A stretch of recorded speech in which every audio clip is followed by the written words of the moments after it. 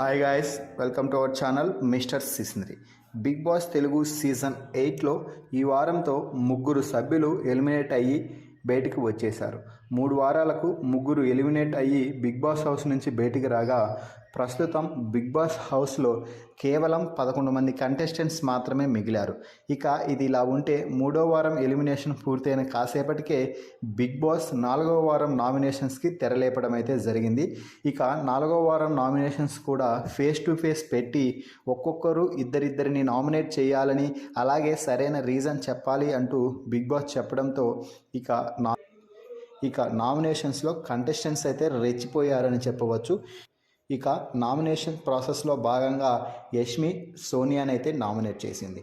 Nomination చేసిన తర్వాత యష్మి రీజన్గా మాట్లాడుతూ, సోనియా, నువ్వు గత వారం చేసిన సంచాలకగా చేసిన టాస్క్లో ఖచ్చితంగా తప్పు చేశావు. ఆ టాస్క్లో అభయన్న తప్పు చేసి ఉండొచ్చు, కానీ సంచాలకగా నువ్వు కూడా 100% తప్పు చేశావు అంటూ యష్మి వాదించడంతో సోనియా మాట్లాడుతూ చాలా లాజికల్ పాయింట్స్ తీసి యష్మి నోరు మూయించేలాగా మాట్లాడింది.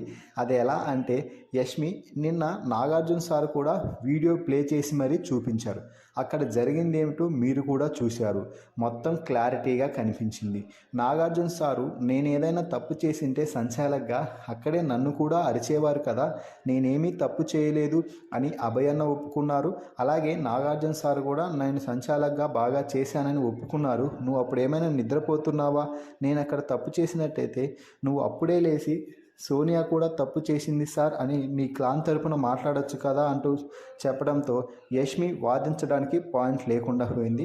అయితే యష్మి మాత్రం సోనియాను ఇరుకును పెట్టే ప్రయత్నం అయితే చేసింది. నేను అప్పుడు మాట్లాడుతున్న సమయంలో నాగార్జున సార్ సైలెంట్గా కూర్చోమనేసరికి నేను ఏమీ మాట్లాడలేకపోయాను. లేకపోయింటే ఖచ్చితంగా నీ పాయింట్ తీసి నాగార్జున సార్ని కూడా నేను ప్రశ్నించేదాన్ని అంటూ యష్మి చాలా స్ట్రైట్గా ఆన్సర్ అయితే చేసింది.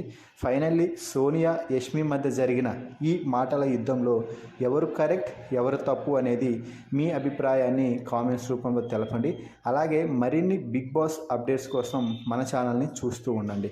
Please subscribe our channel mister సిస్నరీ.